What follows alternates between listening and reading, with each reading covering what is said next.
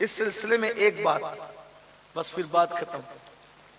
آج کل لوگ سادات کو، آل رسول کو بھی عام لوگوں میں ہی گن رہے ہیں، حالانکہ یاد رکھنا سادات کی دعا اور عام لوگوں کی دعا میں فرق ہے۔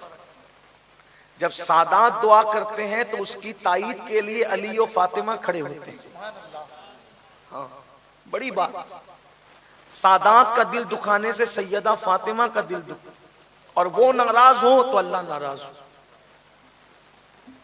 حضرت سیدنا عبداللہ ابن مبارک کہتے ہیں، عبداللہ ابن مبارک بہت بڑی شخصیت ہے، اتنی بڑی ہستی ہے یہ کہ امام اعظم کہا کرتے تھے اگر قیامت کے دن اللہ مجھ سے پوچھے گا کہ نعمان تو میرے لیے کیا لایا ہے تو میں عبداللہ ابن مبارک کو پیش کر دوں گا۔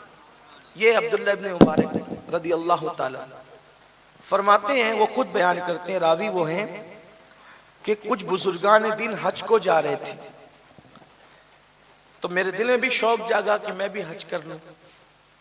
اب میں حج کرنے کے لیے جب قافلہ جانے والا تھا تو 500 دینار میرے پاس میں نے نکال لی حج کے لیے۔ 500 دینار مطلب دینار کہتے ہیں سونے کے سکوں کو، 500 سونے کے سکے تھے، اور حج کو جانا تھا۔ چونکہ حج اس دور میں لوگ پیدل کرتے تھے، کھچروں پہ سواریوں پہ کرتے تھے، فلائٹیں نہیں تھی، اتنی سہولیات نہیں تھی، لوگ پیدل جاتے تھے، گھوڑوں پہ کھچروں پہ جاتے تھے، اور جاتے تھے تو کفن ساتھ لے جاتے تھے، آندھی طوفان آتی تھی تو ریت میں دب کے وہیں مر جاتے تھے۔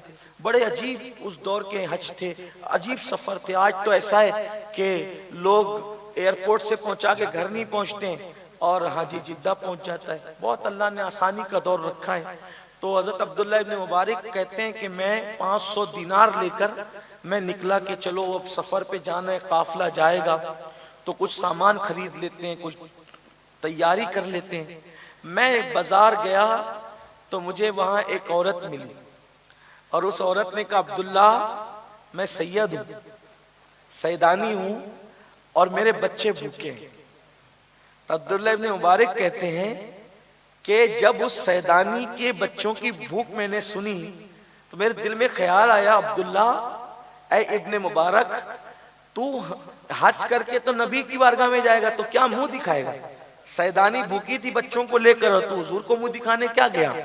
تو میں نے چند سکوں کی، حالانکہ 1 دینار بھی اس کو دے دیتا تو اس کا کام چل جاتا، میں نے 500 کے 500 دینار اس سیدہ کی جھولی میں ڈال دیا اور کہا سیدہ اب تجھے مانگنے کی ضرورت نہیں ہے، جا، تو اور تیرے بچے مانگنے سے بے نیاز ہو گئے اور میرے دل سے حج کا خیال اللہ نے نکال دیا۔ میں تو اب نارمل زندگی گزار رہا تھا، لیکن جو میرے ساتھی حج کو گئے تھے جب وہ واپس آئے تو میں نے کہا کہ چلو اب ان کو مبارکباد دے دوں اور ان سے دعائیں لے لوں۔ تو جا کے کہتا حج مبارک، تو وہ بھی مجھے کہتے آپ کو بھی مبارک۔ میں دلی دل میں سوچتا یا اللہ میں نے تو حج کیا نہیں، یہ مجھے کون سی مبارکباد پیش کرتے ہیں۔ تو میں گھر گیا، میری آنکھ لگی تو خواب میں نے رسول اللہ کا دیدار کیا۔ میرے آقا نے خواب میں فرمایا اے عبداللہ ابن مبارک یہ جو تجھے مبارکباد دے رہے نا حج کی، کیوں دے رہے پتہ ہے؟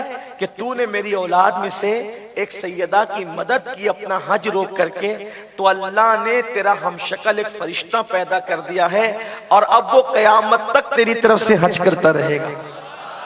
تو حج کو جائے یا نہ جائے وہ تیری طرف سے قیامت تک جو تیرا ہم شکل۔ دیکھو سید کی خدمت پر اللہ نے فرشتوں کو عبداللہ ابن مبارک کا ہم شکل بنا، کیا مقام ہے۔ تو اللہ کے بندوں کی خدمت کرو، درد دل کے واسطے اللہ نے انسان کو پیدا کیا۔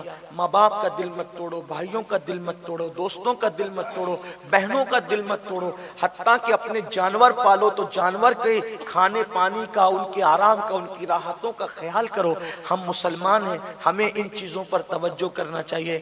بولنے کی بہت سی باتیں ہیں لیکن اپنا وقت مکمل ہونے پر میں اپنی بات مکمل کرتا ہوں، یہ کہتے ہوئے کہ سچا مسلمان وہی ہے جس کے دل میں رحمت للعالمین کی رحمت کا حصہ موجود ہے۔ اگر انسان کا دل سخت ہے، لڑائی جھگڑے پر آمادہ، نفرتوں پر آمادہ، تو اس کو اپنے ایمان کا احتساب کرنا چاہیے۔ اللہ تعالیٰ میری قوم کو سچا صحیح شعور عطا فرمائے۔ اور آپ کہیں گے آخری پر آخری بات، ایک آخری بات کر کے بات ختم